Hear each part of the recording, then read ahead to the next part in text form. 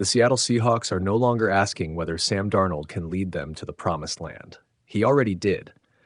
After guiding Seattle to a 14-3 regular season and delivering the franchise's second Super Bowl championship, Darnold has fundamentally changed the conversation around his future.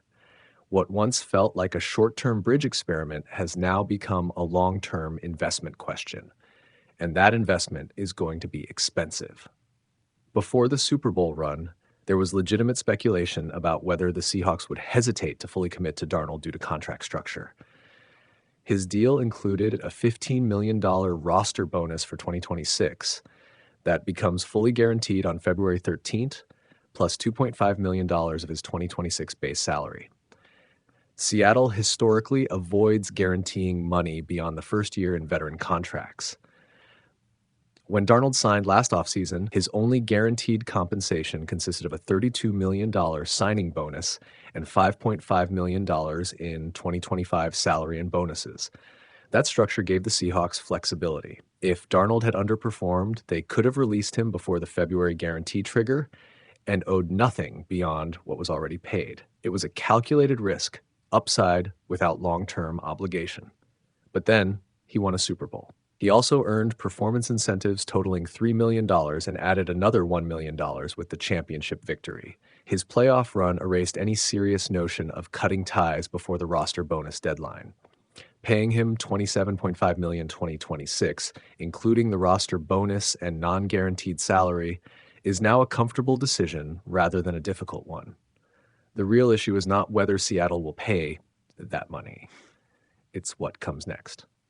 Seahawks general manager John Schneider addressed the situation during an appearance on the Rich Eisen show at the NFL Combine. His message was straightforward. He wants Darnold with the franchise for a long time.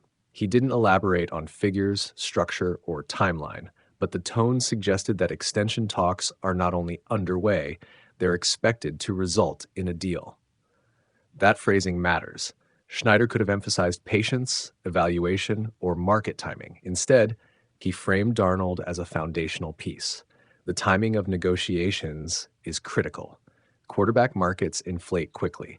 With multiple teams still searching for stability at the position, Seattle understands that waiting carries risk. If they allow Darnold to play out his current structure without extension progress, his leverage only grows, especially after a championship season. Seattle also benefits from acting decisively because they're not currently carrying a $50 million per year quarterback cap hit like several other franchises. Even a significant raise for Darnold would likely fall below the league's ultra-elite tier, at least initially. Structuring an extension now could allow the Seahawks to spread guarantees strategically and maintain roster flexibility. The broader organizational context also adds urgency. The Seahawks are transitioning into new ownership following the long-standing leadership era of Jody Allen. Schneider has emphasized business as usual, stating that his recent conversation with ownership focused on one clear directive: go win another one. That mindset reinforces stability rather than experimentation. You don't win a Super Bowl and then pivot into uncertainty at quarterback, especially when that quarterback just proved capable of performing on the biggest stage. Of course, skeptics will point out that Darnold's career before Seattle was uneven. He was once labeled a draft disappointment after stops with the Jets and Panthers. But quarterbacks often evolve later in their careers when placed in the right system, surrounded by the right coaching and personnel. In Seattle, he found structure, confidence, and a defense capable of complementing his play. Schneider's public endorsement suggests the organization views this success as sustainable rather than situational. Financially, the Seahawks must balance reward with projection. One championship season does not automatically justify a top-of-market contract. However, allowing a Super Bowl winning quarterback to enter uncertainty would create unnecessary instability. The likely path forward is a multi-year extension that locks Darnold in through at least 2029, with front-loaded guarantees and performance incentives. Seattle's history of conservative veteran contract structures may influence how much future money is fully guaranteed, but a significant signing bonus and structured roster bonuses are expected. The key difference from last offseason is leverage. Previously, Seattle controlled the timeline. Now, Darnold holds the resume boost of a title. His representatives can argue that championship quarterbacks rarely play on short-term deals. Another important layer is locker room continuity. Players rally behind quarterbacks who deliver postseason success. Letting Darnold linger in contractual limbo could send mixed signals to the roster. Schneider appears intent on avoiding that scenario. Meanwhile, the ownership transition seems unlikely to disrupt negotiations. Schneider told reporters that he anticipates stability during the sale process and emphasized a forward-focused mentality. His consultation with Broncos GM George Paton about navigating franchise transitions suggests he is preparing for structural continuity rather than upheaval. In short, all signs point toward an extension. The February roster bonus guarantee essentially confirms Darnold will remain on the roster in 2026. Schneider's long-time comment signals that discussions extend well beyond one more season. The only remaining questions involve structure, total value, and how aggressively Seattle positions the deal within the broader quarterback market. If negotiations move quickly, the Seahawks could finalize an extension before training camp, eliminating distractions and reinforcing their championship trajectory. If talks stretch deeper into the offseason, it would likely reflect fine-tuning rather than disagreement over direction. The Seahawks took a calculated gamble on Sam Darnold. That gamble delivered a Lombardi trophy. Now comes the predictable next step: pay the quarterback who proved he can win it all. And based on every public signal from John Schneider, that's exactly what Seattle intends to do. The Seattle Seahawks are no longer asking whether Sam Darnold can lead them to the promised land. He already did. After guiding Seattle to a 14-3 regular season and delivering the franchise's second Super Bowl championship, Darnold has fundamentally changed the conversation around his future. What once felt like a short-term bridge experiment has now become a long-term investment question. And that investment is going to be expensive. Before the Super Bowl run, there was legitimate speculation about whether the Seahawks would hesitate to fully commit to Darnold due to contract structure. His deal included a $15 million roster bonus for 2026 that becomes fully guaranteed on February 13th, plus $2.5 million of his 2026 base salary. Seattle historically avoids guaranteeing money beyond the first year in veteran contracts. When Darnold signed last offseason, his only guaranteed compensation consisted of a $32 million signing bonus and $5.5 million in 2025 salary and bonuses.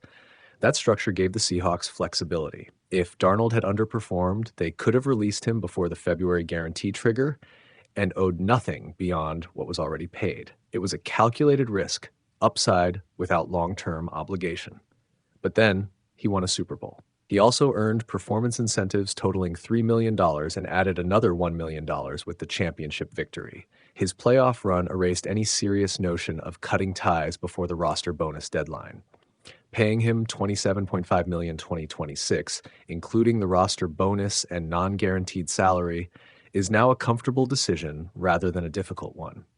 The pressure surrounding Deshaun Watson in Cleveland has reached a boiling point, and now it's no longer just fans whispering about it. It's national television, it's former players, it's analysts, and most recently, it's one of the loudest voices in sports media saying something that once felt unthinkable. If Watson doesn't win the starting job this season, it might be time to walk away from football. That's where the Cleveland Browns find themselves as they enter another offseason clouded by uncertainty at the most important position in professional sports. When the Browns traded for Watson in 2022, it was supposed to change everything. Cleveland gave up massive draft capital and handed him a fully guaranteed $230 million contract, the kind of commitment franchises only make when they believe they've secured their long-term franchise quarterback. The move was bold, aggressive, risky, and now, years later, it's being labeled by many as one of the biggest miscalculations in modern NFL history. In 4 seasons with Cleveland, Watson has started just 19 games. 19. For a quarterback earning historic money, his record sits at 9-10. His completion percentage hovers around 61%. He has thrown 19 touchdowns against 12 interceptions. Those numbers aren't catastrophic in isolation, but they are deeply underwhelming when placed next to his contract, expectations, and the cost the organization paid to acquire him. And then there's the injury factor. Watson missed all of last season recovering from 2 Achilles surgeries, a rare and grueling rehabilitation process for any athlete, let alone a quarterback who relies heavily on mobility and lower body explosiveness. The Browns expect him to be fully healthy when the team reconvenes. Physically, he may be ready, but the bigger question remains, is he still the quarterback Cleveland believed he was? That's where ESPN's Stephen A. Smith delivered his now viral take. On First Take, Smith didn't hedge. He didn't soften the edges. He laid it out plainly. If Watson cannot win the starting job in Cleveland this year, he should retire. That statement isn't really about literal retirement. It's about accountability. It's about the reality that if a quarterback with that contract, that pedigree, and that experience cannot clearly separate himself in an open competition, then the experiment has officially failed. And make no mistake, this will be an open competition. New Browns head coach Todd Monken made that clear at the NFL Combine. His tone wasn't aggressive, but it was honest. He said there simply isn't enough recent film to declare anyone the unquestioned starter. Not internally, not externally. That's a subtle but powerful admission. It signals that Watson no longer walks into the building as the automatic QB1. He has to earn it. That dynamic alone speaks volumes about where the situation stands. Standing opposite Watson is Shedeur Sanders, a fifth-round rookie last season who experienced a roller coaster introduction to the NFL. Sanders started 7 games, posting a 3-4 record while throwing for 1,400 yards, 7 touchdowns, and 10 interceptions. The raw numbers don't leap off the page, but context matters. He entered a turbulent environment, split reps, and navigated a coaching staff that many felt never fully committed to him. Now, under Monken, the energy feels different. Monken has openly praised Sanders' elite playmaking ability. That word, elite, carries weight. Coaches don't use it casually. It suggests traits you can't teach: instincts, creativity, arm talent, improvisation. Monken also acknowledged Sanders has a long way to go, but that's true for nearly every rookie quarterback. Development isn't linear, it's messy, it's uneven. The key is belief, and Sanders appears to have it from his new coach. Stephen A. Smith even noted that Sanders finds himself in a better situation now. Under the previous regime, there were visible hesitations, reluctance to elevate him, reluctance to fully unleash him. Whether that perception was fair or not, it created instability. Monken's arrival wipes that slate clean. So what does this mean for Watson? It means this isn't just a comeback season. It's a referendum season. If Watson returns healthy and decisively wins the job, if he reclaims the mobility, the sharpness, the poise that once made him a Pro Bowl caliber quarterback, the narrative flips instantly. Redemption stories are powerful in the NFL. Talent still matters, and Watson at his peak was unquestionably talented. But if he struggles, if he looks tentative post-surgery, if Sanders outplays him in camp and preseason, then Cleveland faces a crossroads. Financially, the Browns are tied to Watson's contract. The fully guaranteed structure reshaped quarterback economics when it was signed. Even if he loses the starting role, he still gets paid. That's the uncomfortable reality. The money is already committed. The cap implications are complex. Moving on cleanly isn't simple. Yet, football decisions aren't made purely on financial logic. They're made on performance, locker room belief, competitive urgency. If the Browns feel Sanders, or another quarterback they potentially add in free agency, gives them the better chance to win, they'll have to make that call regardless of salary. And that's why Smith's retire comment resonates beyond headline shock value. It underscores the optics. Imagine a scenario where Watson, the $230 million quarterback, becomes a backup. Imagine the weekly questions, the constant spotlight, the tension. For some players, that dynamic becomes untenable. For others, it becomes fuel. Watson's career now hinges on which category he falls into. Meanwhile, the Browns as a franchise are trying to reset their trajectory. The AFC is brutally competitive. Teams like Kansas City, Buffalo, Baltimore, and Cincinnati have stability at quarterback. Cleveland cannot afford another year of uncertainty if it hopes to contend. Free agency in March may add another layer to this story. The Browns could bring in veteran insurance. They could draft developmental depth. Every move will signal how confident or unconvinced they are about their current quarterback room. But at its core, this battle comes down to something simple: performance. Training camp will be intense, every rep charted, every throw dissected, every preseason drive magnified. For Watson, it's not just about proving he's healthy, it's about proving he's still worth believing in. For Sanders, it's about accelerating growth and capitalizing on opportunity. For Monken, it's about establishing authority and building the offense around whoever earns the trust. The Browns have publicly framed it as competition. Privately, it's much more than that. It's a test of identity, a test of leadership, a test of whether Cleveland can finally stabilize the quarterback position that has haunted this franchise for decades. If Watson wins decisively, the story becomes one of resilience and patience paying off. If he doesn't, the consequences, emotionally, financially, and reputationally, will ripple far beyond one roster decision. Because in today's NFL, quarterback decisions define eras, and in Cleveland, that era is hanging in the balance. The pressure surrounding Deshaun Watson in Cleveland has reached a boiling point, and now it's no longer just fans whispering about it. It's national television, it's former players, it's analysts, and most recently, it's one of the loudest voices in sports media saying something that once felt unthinkable. If Watson doesn't win the starting job this season, it might be time to walk away from football.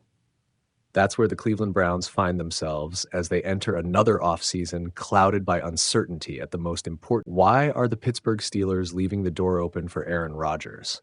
And more importantly, how much does that actually mean? If history tells us anything, it's that public endorsements from Steelers general manager Omar Khan should be viewed with caution. 2 years ago at the NFL Scouting Combine, Khan gave what sounded like a firm vote of confidence in then quarterback Kenny Pickett. He said he had full faith in Pickett entering year 3 and expressed optimism about the impact of new offensive coordinator Arthur Smith. It sounded definitive. It sounded committed. Within 2 weeks, the Steelers signed Justin Fields. Shortly after, Pickett was traded to the Philadelphia Eagles. Russell Wilson joined the roster by the end of March. So much for full faith. That context matters when evaluating Khan's recent comments about 4-time MVP Aaron Rodgers. At this year's Combine, Khan said, "The door's open for Rodgers to return." He mentioned conversations with Rodgers. He noted that new head coach Mike McCarthy has also spoken with him. He emphasized mutual respect. He said Rodgers knows how the organization feels, but none of that is a guarantee. In fact, the phrasing suggests something else entirely. The Steelers are keeping leverage. Rodgers signed a 1-year deal with Pittsburgh last season, largely because he wanted to play for Mike Tomlin. He delivered a respectable campaign, completing 65.7% of his passes for 3,322 yards, 24 touchdowns, and 7 interceptions, and led the Steelers to a playoff berth. They lost in the wild card round. Days later, Tomlin stepped down. That changes everything. Team owner Art Rooney-Sigurd publicly acknowledged that Rodgers came to Pittsburgh to play for Tomlin and that the coaching change would likely affect Rodgers' decision. So now the dynamic shifts. If Rodgers returns, it would be to reunite with Mike McCarthy, his longtime head coach in Green Bay, rather than the coach who originally lured him to Pittsburgh. That familiarity could be appealing. Rodgers spent 13 seasons under McCarthy with the Packers. They won a Super Bowl together. There's comfort there, system knowledge, shared history. But comfort alone doesn't determine roster decisions. The Steelers' timeline complicates this further. Rooney's decision to hire McCarthy rather than an unproven developmental coach sent a clear message. This is not a rebuild. Pittsburgh wants to compete now. That means quarterback clarity is urgent. The internal options are limited. The Steelers drafted Will Howard in the 6th round of the 2025 draft. He flashed potential but suffered a fractured finger on his throwing hand, limiting preseason reps. The organization has spoken positively about his development in practice, but handing the keys to a day 3 quarterback with minimal game exposure is a significant gamble for a team trying to win immediately. The 2026 draft class is widely viewed as shallow at quarterback. Personnel executives are far more intrigued by the projected 2027 class. That creates an awkward bridge year dynamic. If Pittsburgh doesn't believe Howard is ready, they may prefer a veteran stopgap. Rodgers fits that bridge profile, but only if he wants to return. Kahn's comments repeatedly framed the decision as being in Rodgers' hands. That's a question for Aaron, he said when asked whether Rodgers' choice was between Pittsburgh and retirement. That phrasing subtly shifts responsibility away from the organization. But here's the key. The Steelers cannot afford to wait indefinitely. Free agency moves quickly. Quarterback dominoes fall fast. If Rodgers delays, Pittsburgh risks losing alternative options. Consider the market. Malik Willis is expected to command somewhere in the $30 million per year range, significantly less than the $50+ million tier occupied by elite quarterbacks. That middle-class quarterback range may appeal to the Steelers, especially given Kahn's repeated references to flexibility while not paying top-of-market money. Last offseason, Pittsburgh pursued Sam Darnold before he ultimately signed elsewhere. That indicates the Steelers are willing to invest in competent, mid-tier veterans if they believe upside remains. There are also other potential trade or free agent scenarios involving quarterbacks like Kyler Murray or Tua Tagovailoa, depending on how their situations evolve. Meanwhile, Atlanta has confirmed it will release Kirk Cousins, adding another variable to the supply-demand equation. If Rodgers delays too long, Pittsburgh may pivot, and Kahn's history suggests he won't hesitate. That's why leaving the door open doesn't necessarily mean Rodgers is plan A and plan B. It means he's an option, perhaps the preferred one, but not the only one. Another telling comment from Kahn was that neither side wants the process to drag on like last year. In 2025, the Steelers waited into June for Rodgers' decision. That timeline limited flexibility. Kahn indicated this year's circumstances are different. That could imply internal deadlines. Meanwhile, actions will speak louder than words. If Pittsburgh hosts multiple veteran quarterbacks for visits early in free agency, that signals contingency planning. If the Steelers use one of their 30 pre-draft visits on a quarterback projected higher than Howard's draft slot, that reveals evaluation depth. If they structure contracts to preserve cap space for a mid-tier quarterback signing, that suggests parallel negotiations. Public messaging is often strategic. By saying the door is open, the Steelers avoid alienating Rodgers.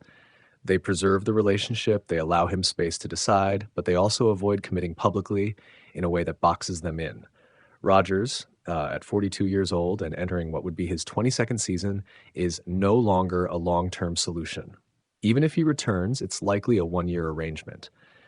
That inherently limits how much control the organization can surrender to his timeline. The Steelers are searching, as Kahn admitted, for a 10 to 15-year franchise quarterback. Rodgers is not that. Will Howard might be. A 2027 draft prospect might be. A future trade candidate might be.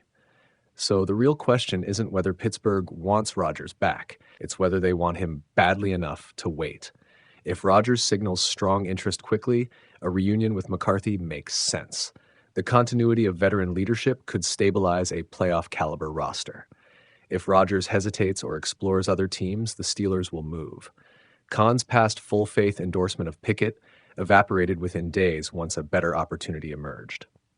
That precedent should temper any assumption that public confidence equals private commitment. Leaving the door open is not the same as standing in the doorway. The Steelers are posturing strategically. They're maintaining optionality. They're protecting leverage in negotiations.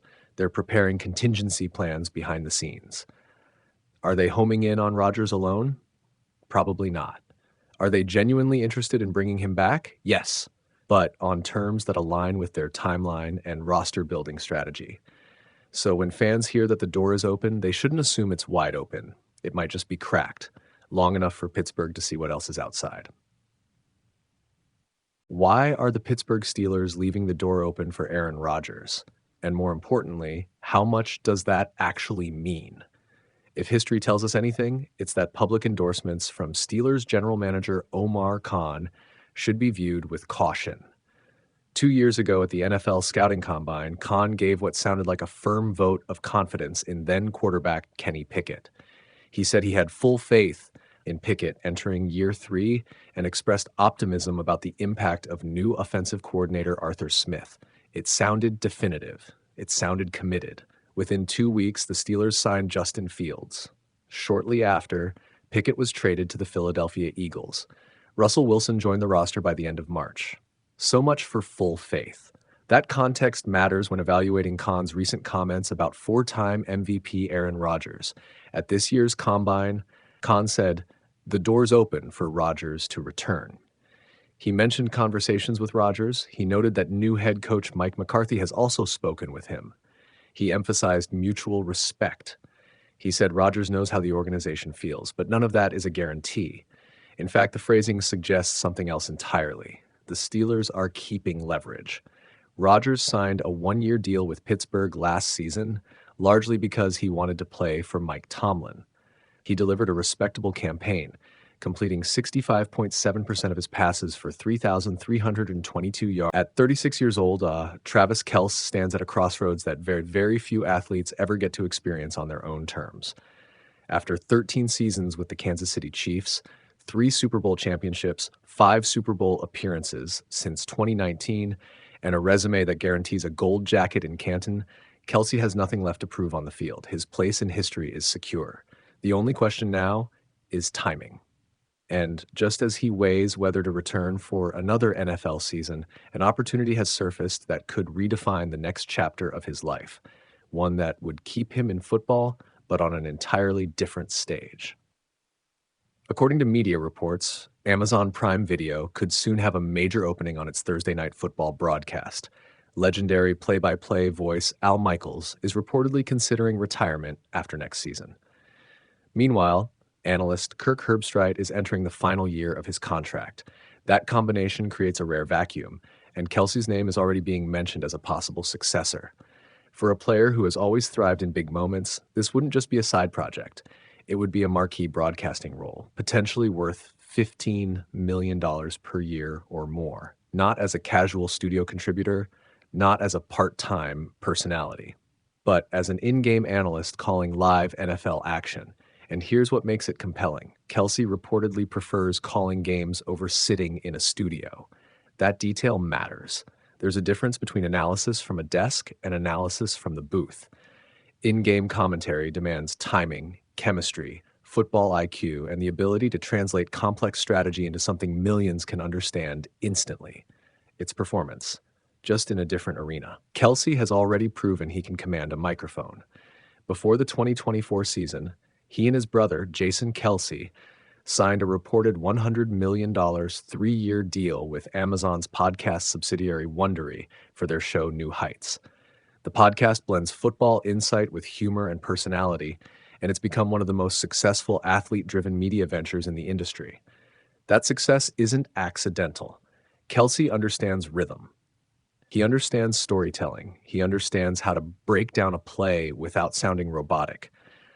Most importantly, he understands locker room culture in a way that resonates with fans. But broadcasting a live NFL game is different from podcasting with your brother. It requires preparation that rivals playing. It requires neutrality, something that might be complicated when you've spent over a decade with one franchise. It requires credibility with players and coaches across the league. Fortunately for Kelce, credibility has never been his issue. If Amazon does move on from Herbstreit, they'll have options. Former tight end Greg Olsen has earned strong reviews for his work at Fox. J.J. Watt has already transitioned smoothly into media. Even Sean McVay has long been rumored as a future broadcasting star whenever he steps away from coaching. But Kelce is different. He's current. He's culturally relevant beyond football. His relationship with global pop icon Taylor Swift has elevated him into a level of celebrity few NFL players ever reach. He's not just a football figure, he's a mainstream personality. That crossover appeal is valuable in today's media landscape, especially for a streaming platform competing for audience growth. Financially, Kelce doesn't need the job. With an estimated net worth around $70 million, plus endorsements and diverse investments from Kansas City restaurants to stakes in Six Flags, and even involvement with the Formula One Alpine racing team, his portfolio is already diversified. Broadcasting wouldn't be about survival. It would be about challenge and legacy. Meanwhile, back in Kansas City, the Chiefs are preparing for life either way.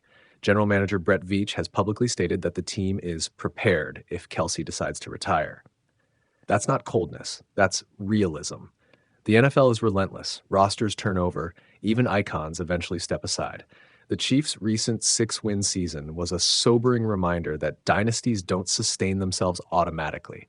Age accumulates, windows tighten, and Kelce, despite still being productive, has absorbed over a decade of collisions in the middle of the field.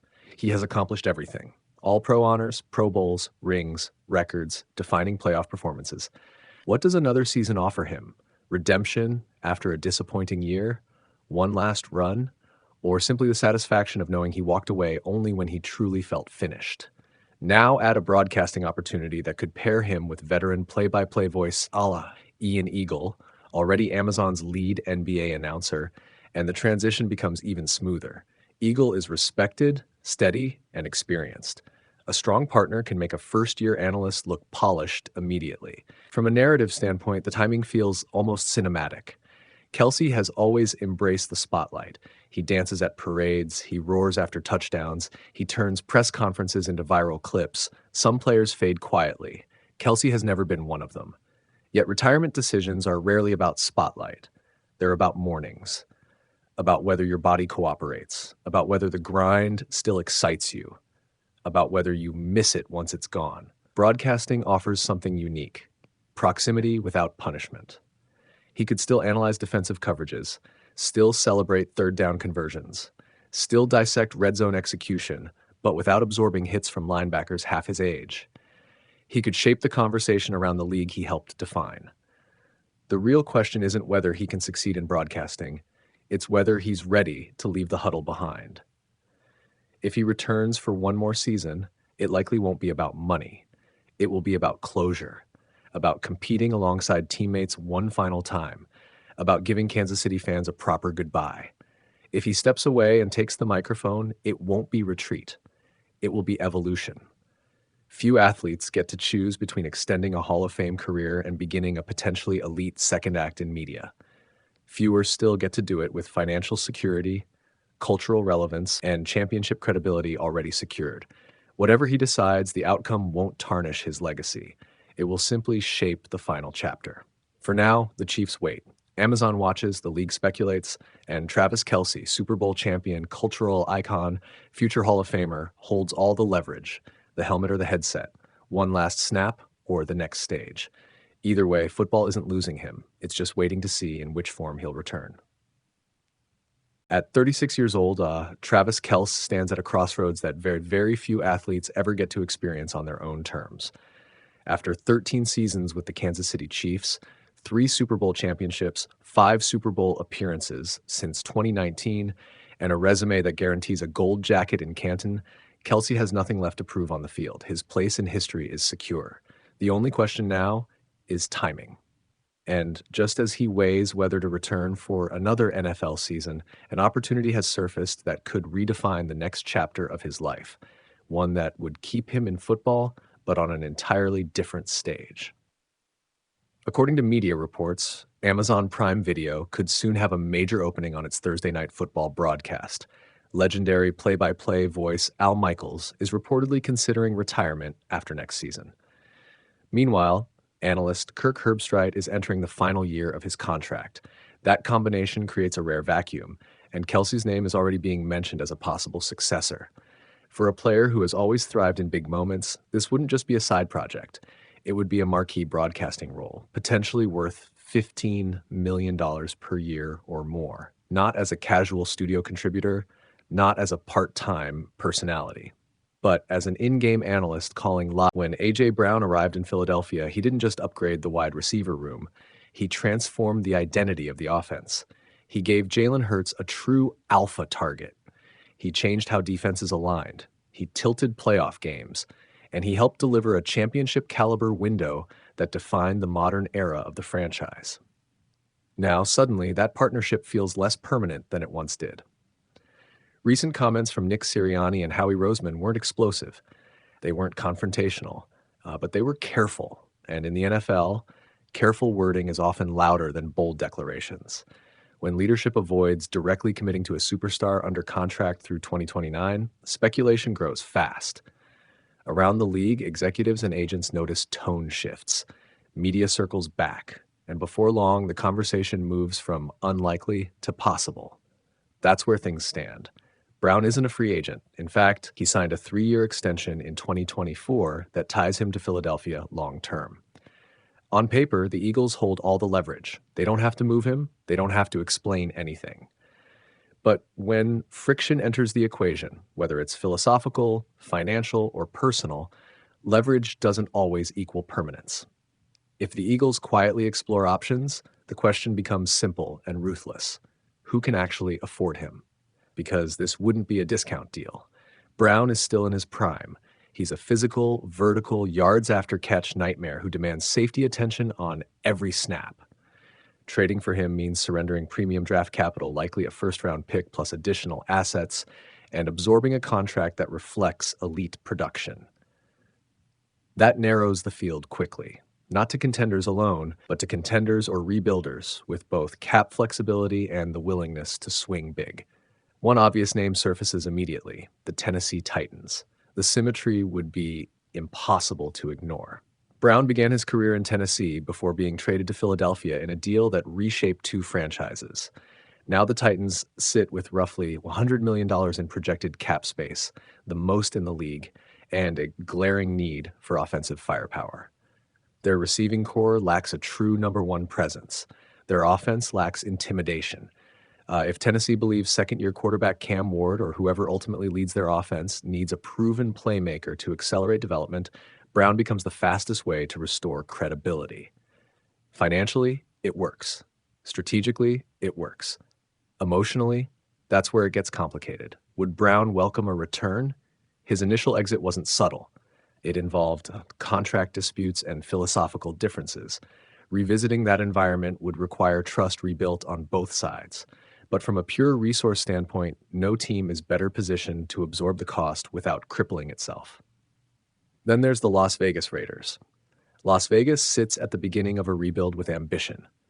If they use the number one overall pick on quarterback Fernando Mendoza, pairing a rookie signal caller with a proven elite receiver could immediately stabilize the offense. The AFC West is brutal. You don't survive it with patience alone. You need star power. Imagine a rookie quarterback walking into the league with Brown as his primary target. That's insulation. That's margin for error. That's a development accelerator. The Raiders also have financial flexibility. The bigger question is philosophical. Are they ready to accelerate the timeline? Trading for Brown would signal urgency. It would signal that Las Vegas isn't content with a slow burn rebuild. It would announce that they intend to compete, or at least to become dangerous, immediately. The third logical contender is the Los Angeles Chargers. This one might make the most football sense. Justin Herbert is already established as a franchise quarterback. What he hasn't consistently had is a physically dominant, reliable number one receiver in his prime. The Chargers have cap space, roughly $80 million projected, and under Jim Harbaugh, they are building a disciplined, balanced roster. Adding Brown would unlock another tier in that offense. Picture Herbert's arm strength paired with Brown's ability to win contested catches downfield and bully defensive backs on intermediate routes. Defensive coordinators would be forced to choose between doubling Brown or respecting the Chargers' emerging ground game. In a division featuring Kansas City, incremental upgrades aren't enough. You need difference makers. Brown is a difference maker. And then there's the wild card, the Buffalo Bills. On paper, Buffalo is the least likely option. Their cap situation is tight. Their draft capital isn't overflowing. Any move would require creative restructures and future sacrifices. But from a pure competitive standpoint, few quarterbacks in the NFL would benefit more from Brown's arrival than Josh Allen. Since the departure of Stephon Diggs, Buffalo's offense has lacked that reliable, physically imposing wideout who can take over high-leverage moments. Allen remains elite. But in January, margins are microscopic. A receiver who wins one-on-one battles when defenses load the box can swing playoff games. The Bills would need to engineer the deal carefully. They would need to balance present aggression against future flexibility. But contenders often operate on urgency, not comfort. If Buffalo believes it is one piece away from breaking through, Brown becomes that piece. Still, beyond fit and finances, the deeper question lingers: who is willing to pay the real price? because the Eagles don't need to move him. That fact cannot be overstated. Philadelphia has leverage. Brown is under contract through 2029. If internal issues can be resolved, the simplest path is reconciliation. Trading a superstar receiver rarely makes a team better in the immediate term, and the Eagles remain in a competitive window with Hurts at quarterback. But NFL front offices are pragmatic. If leadership senses that alignment is fractured beyond repair, whether culturally or financially, they may prefer proactive action over prolonged tension. We've seen it before. Elite players moved not because teams wanted to, but because relationships reached expiration. If that moment comes, the bidding war won't revolve around desire. Every team wants a player like Brown. The bidding war will revolve around sustainability. Which franchise can surrender premium draft picks without mortgaging its depth pipeline? Which team can absorb his contract without jeopardizing extensions for its own core players? Which front office believes its championship window is open right now? Tennessee has the cap space and draft positioning. Las Vegas has timeline flexibility and quarterback uncertainty. Los Angeles has the established quarterback and financial room. Buffalo has urgency but limited structural breathing space. Each scenario carries risk. For the Titans, it's about whether a returning star truly changes the trajectory of a rebuilding offense. For the Raiders, it's about accelerating a rebuild before the foundation is fully set. For the Chargers, it's about balancing a splash move with long-term roster discipline. For the Bills, it's about going all in despite financial constraints. And for the Eagles, it's about timing. Trade him too soon and you weaken a contender. Wait too long and leverage erodes if tensions escalate publicly. At the center of it all is Brown himself, a player whose physical dominance, competitive fire, and production make him one of the most coveted receivers in football. Elite wideouts don't become available often. When they do, markets move quickly. The league is watching, executives are calculating, and somewhere behind closed doors in Philadelphia, decisions are being weighed carefully. Because if the Eagles decide to move on, the question won't be whether teams want A.J. Brown. It will be which franchise is bold enough and financially strong enough to pay the price without sacrificing its future.